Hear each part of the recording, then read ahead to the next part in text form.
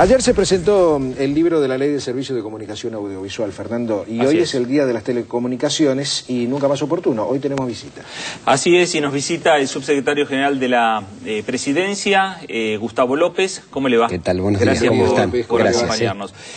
López, a ver, hablando, decía Pedro el tema de la presentación que ayer hicieron, que hizo usted, juntamente con Luis Lázaro, el coordinador de la Autoridad Federal de Servicios de Comunicación Audiovisual, pero más allá de la presentación que hicieron, el tema es la vigencia de la Ley de Medios, que digamos que se pueda cumplir en su totalidad.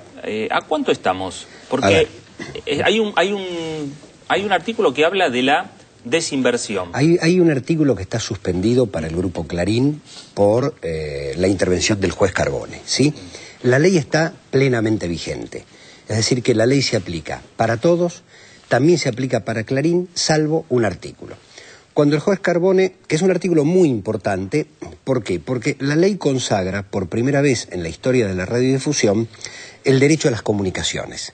El derecho a las comunicaciones es un derecho nuevo porque nace del Pacto de San José de Costa Rica y la ley lo incorpora y dice: el espíritu de esta ley está basado en el derecho a dar, buscar, recibir información que tenemos todos los ciudadanos, no los medios, sino todos los ciudadanos. En ese contexto, si hay un derecho a la comunicación, el monopolio atenta contra el derecho a la comunicación porque viene a ser su contracara. Entonces, la ley también repone cláusulas antimonopólicas. Digo repone porque siempre existieron, salvo durante la década del 90 que fueron eliminadas.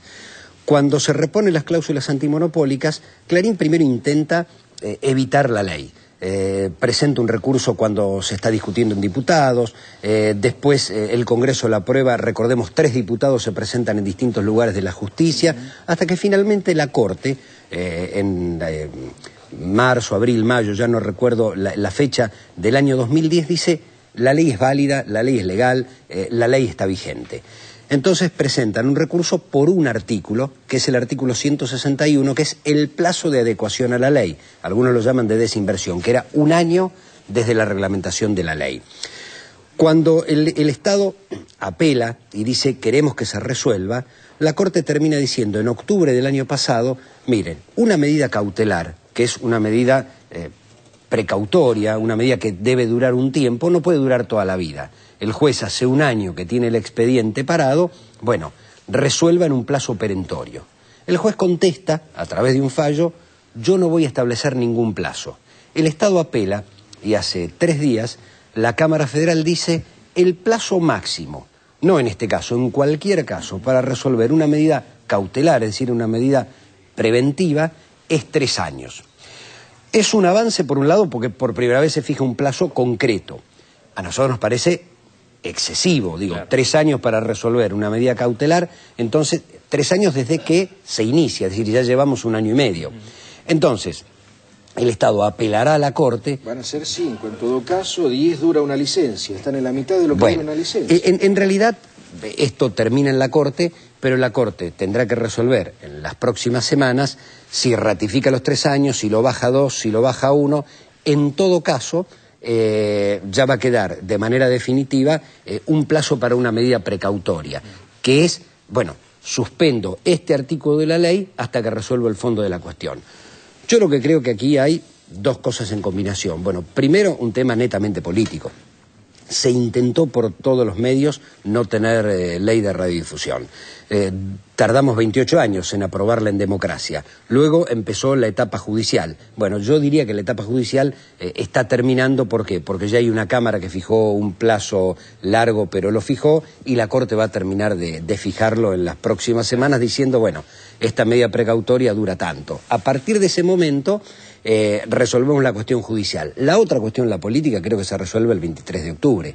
Yo no me imagino a la oposición más tiempo al servicio de los grandes grupos, defendiendo permanentemente sus intereses. Claro, pero además me parece que lo que se tiene que volver es al espíritu que tenía el Congreso cuando sancionó la norma. Bueno. Y el espíritu del Congreso que sancionó en la Cámara de Senadores y en la Cámara de Diputados esta ley de medios hablaba de un plazo de 2 años. Sí, pero, a ver, eso que ya, un plazo razonable. Claro, a ver, que ya se ha cumplido. Seguro. Sí, porque ya llevamos 1 año y medio. Entonces, A ver, la ley está aplicándose. No solo es la ley, sino que hay una política de comunicación.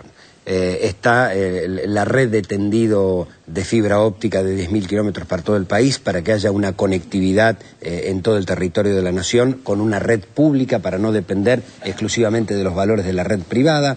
Está la televisión digital terrestre, ya hay varios millones de argentinos que están viendo 12 canales de televisión de manera gratuita y además por televisión digital, y esto se va a seguir ampliando.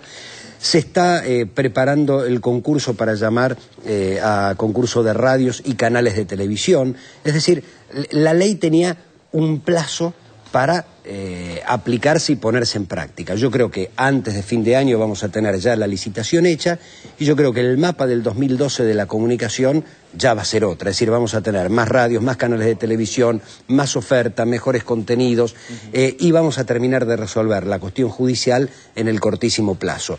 Ya hay una fecha. No nos satisface, nos parece excesiva, pero ya la justicia fijó una fecha. Se apelará a la Corte. Cuando establezca la fecha definitiva, yo creo que va a coincidir más o menos con el fallo de la Corte. Y estamos hablando de una de las leyes más debatidas, más votada, más representativa de todas. 44 a 24 en el Senado, claro. Casi 2/3. Pero además se debatió en todo el país a través de los foros. 23 foros, 80 audiencias. 200 modificaciones en diputados. Nos representa a todos. ¿Lo puedo cambiar de tema? Sí, señor. ¿Cómo advierte el año electoral? ¿Cómo se está desarrollando?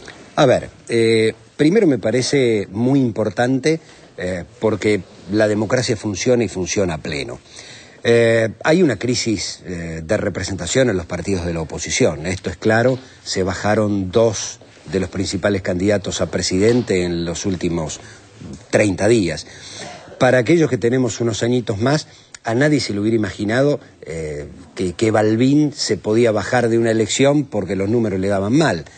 O Lula en Brasil nunca hubiera llegado a presidente si no hubiese perdido las primeras 4 elecciones. Digo, ¿por qué? Porque uno tiene que llevar sus propuestas, conformar un partido político. Conformar un partido político significa tener extensión territorial, convencer a la gente, que la gente lo vote. Eso lleva muchos años.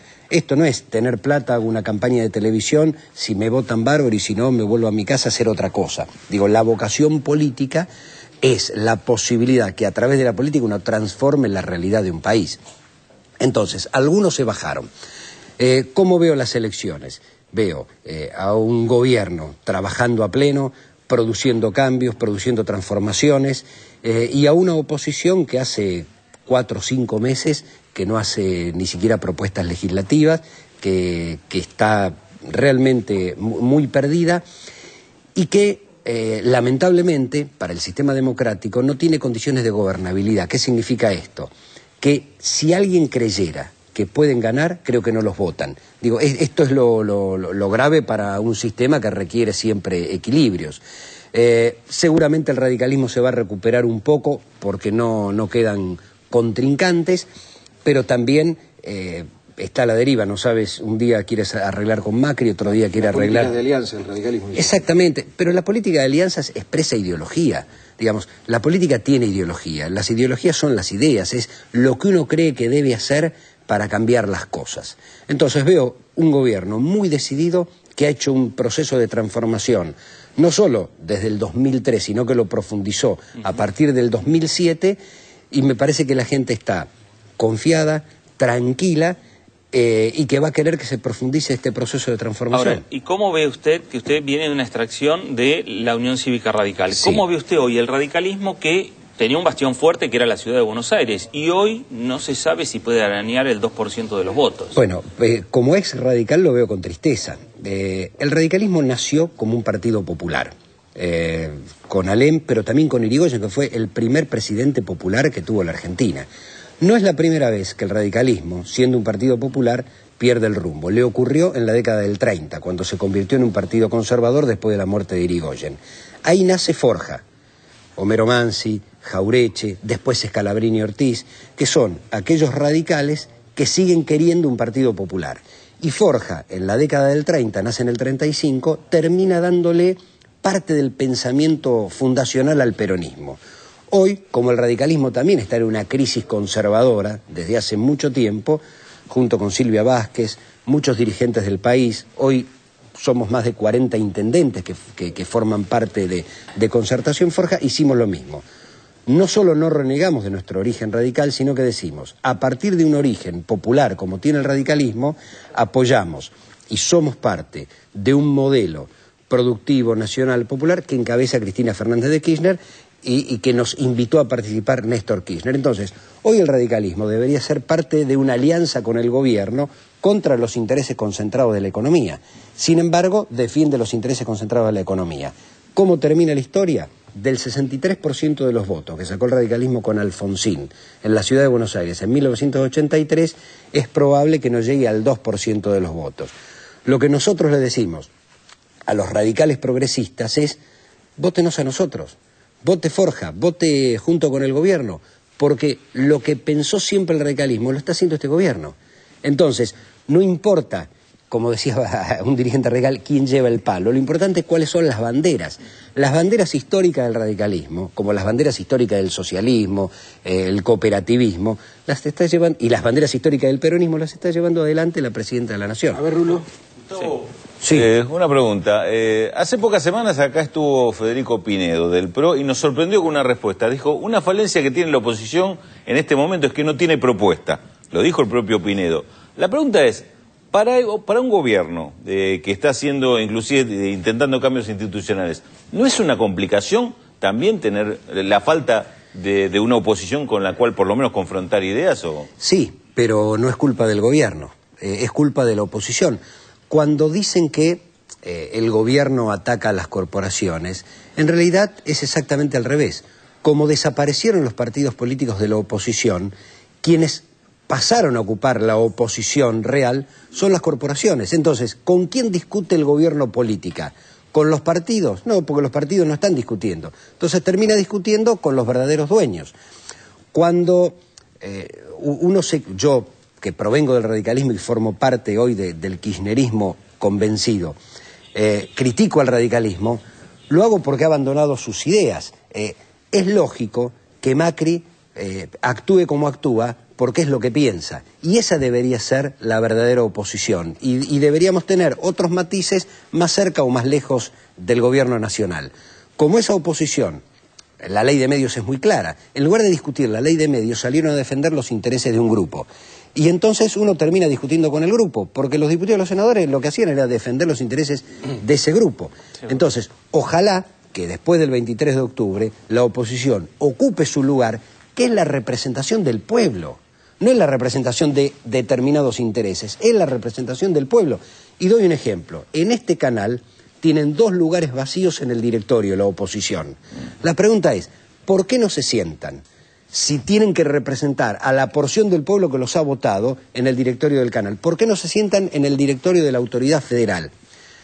Porque los grandes grupos no quieren. Entonces, el día que dejen de representar a los grupos y pasen a representar a la gente, mejoraremos la calidad de la democracia. Muy bien, Gustavo López, gracias. Gracias a ustedes.